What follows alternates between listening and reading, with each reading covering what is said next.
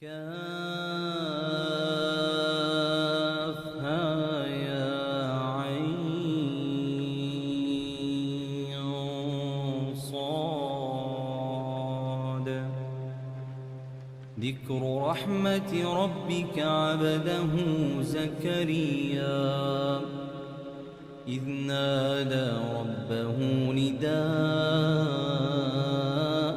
خفيا.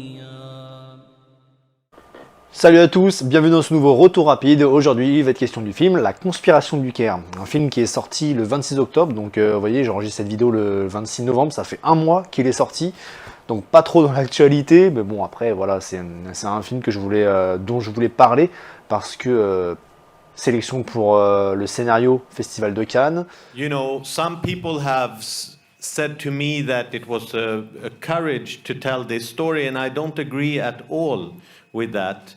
I think that the story I tried to tell is a universal story about power and authority. I think it concerns all our countries.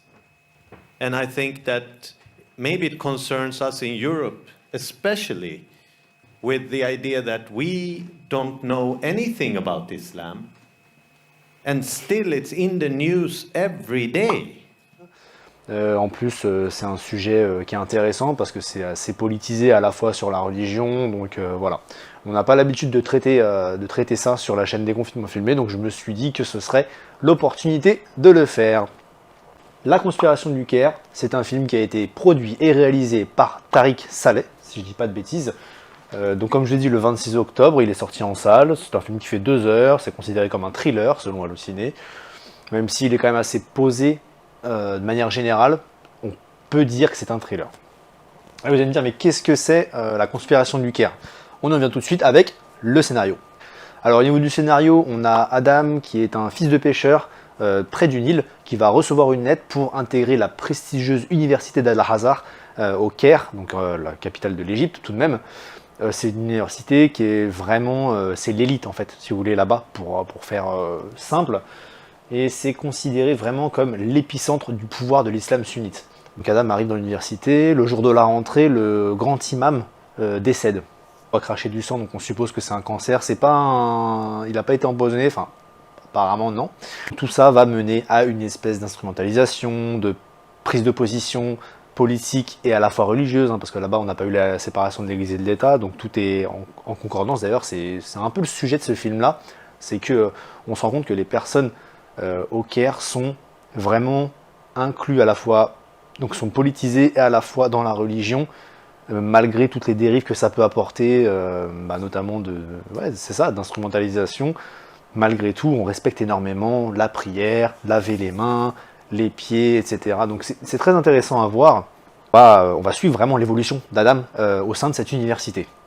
Du coup, pour revenir un petit peu sur le récit, il va falloir, alors le grand imam meurt, il va falloir sélectionner un nouvel imam, et il va y avoir une espèce de lutte de pouvoir et de machination derrière. On a l'évolution d'Adam qui est très intéressante, comme je disais précédemment, parce que il y a un moment, il va dériver vers le djihad. Il change en fait. On le voit changer tout au long du... C'est pour ça que les 2 heures sont importantes quand même, parce que ça pose quand même tout ça. Donc on voit toutes ces personnes évoluer dans un contexte religieux et politique. Adam, il va être pris dans une espèce de machination parce que apparemment ils veulent que ce soit lui le nouveau grand imam. Parce qu'au début, il le trouve un peu naïf et tout. Puis il vient d'arriver en fait, et on axe un peu ce prisme de son point de vue, où il voit les gens faire la prière, être hyper impliqués en fait dans leur religion, mais à la fois ça boit de la Red Bull, ça boit de l'alcool, ça va en boîte, donc c'est haram tout ça, hein, faut pas l'oublier. J'ai trouvé que c'était assez pertinent comme analyse du monde arabe. Voilà, c'est super, ça fait du bien de voir des films comme ça qui traitent un sujet, qui va au fond des choses. La seule chose que j'aurais pu recommander à la limite, parce qu'on parle ici d'islam sunnite, il y a un petit livre qui s'appelle Géopolitique des islamismes, et c'est une pépite parce que ça permet de recontextualiser un petit peu ce qui se passe dans le monde arabe et comment dire, différentes visions, différents prismes des musulmans du monde entier. En fait, l'islam est très complexe, il y a plusieurs niveaux de lecture, etc. Donc Donc voilà, c'est juste une petite aparté, parenthèse, fermée. Voilà. Alors sur la réalisation, on sait que c'est un thriller, donc on a étrangement pas mal de caméra épaule quand même, que je me souviens, je crois. Oui, c'est ça. On a quand même pas mal de caméras épaules, mais aussi également, c'est mixé avec des plans fixes, des plans zénithaux. Donc les plans zénithaux, c'est de mise, parce que par exemple, on a ce moment où... moi, j'ai 3 plans en tête là, donc je vais essayer de synthétiser très rapidement, de résumer, tout en essayant de ne pas vous spoiler, forcément, ce serait quand même dommage.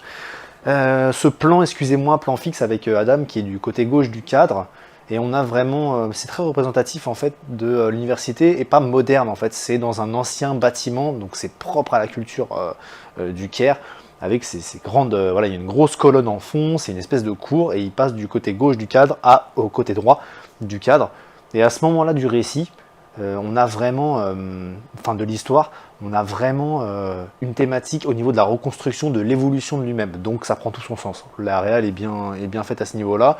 Ou encore une fois, si je devais m'arrêter sur le sens des plans, des cadres, de la caméra, de l'utilisation, parce que le caméra à épaule c'est dans l'action pour être inclus en quelque sorte avec notre protagoniste. Là en l'occurrence, il est à un moment victime, enfin pas victime, mais il est témoin d'un meurtre au sein de cette institution.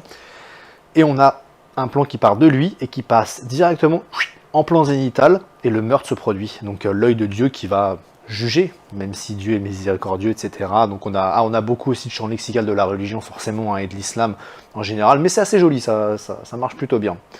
Et pour définir un autre plan qui serait cette fois-ci plus du côté politique, j'ai en tête ce petit plan où on a... excusez-moi, je regarde mon retour. On a notre protagoniste qui est juste là, notre antagoniste qu'on voit de dos. Par contre, dans le miroir, donc eux ils sont du côté droit de l'écran, parce que notre protagoniste, il est en train de... Il y en a deux. Il est en train de donner des arguments qui sont assez forts. Et de ce côté-là, on a le miroir et on voit le visage de notre antagoniste. Très intéressant, sublime comme plan, vraiment bien travaillé, et c'est ça tout le long du film. Tout le long du film, ça va m'amener directement à la performance d'acteur. Il va mettre en lumière surtout trois personnages qui sont... donc les acteurs sont Taufik Barom, Fares et Mohamed Bakri, qui vraiment prennent leur rôle très à cœur, ils sont vraiment impliqués. Des fois ils font des têtes, c'est touchant, à la fois on est dans l'émotion, ils arrivent à tellement retranscrire la détresse, des choses comme ça. Évidemment, c'est des acteurs que je ne connais pas, puisque c'est pas Hollywood, quoi. Donc voilà, moi je suis Europe occidentale, États-Unis, quoi, à fond matrixé, mais de très très bons acteurs. Adam, celui qui joue Adam est assez jeune pour le coup.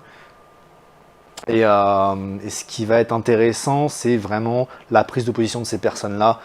Et non, vraiment, au niveau de l'acting, c'est plus que dans la justesse. On est vraiment sur un très beau jeu d'acteur. Donc encore une fois, un point positif. Voilà. À la fin de ce petit retour rapide, moi je vais conclure là-dessus. C'est vraiment un film qu'il faut aller voir. On n'est pas trop dans l'actualité parce que ça fait déjà un mois qu'il est sorti, mais après, bon, quand même, un mois c'est pas non plus... voilà, il n'est pas sorti il y a 6 mois, un an, on a fait pire. Donc voilà, je vous encourage bien à aller voir ce genre de cinéma parce que c'est du cinéma qui change de ce qu'on peut voir justement nous dans notre façon de réaliser des films. Et c'est super propre. Et moi, je trouve que c'est un film qui m'a posé en fait. Donc malgré que ce soit un thriller, bon, il a fait les deux. Il m'a un peu pris par les guts, par les tripes, mais à la fois il m'a posé du fait de ce contexte religieux, tout ça. Donc c'est assez cool, voilà. Je vous invite à aller le regarder. Moi, je vous retrouve bientôt pour une nouvelle réaction à chaud ou un retour rapide comme celui-là de toute façon. Et puis d'ici là, portez-vous bien, allez voir des films, allez voir vos films. Ciao!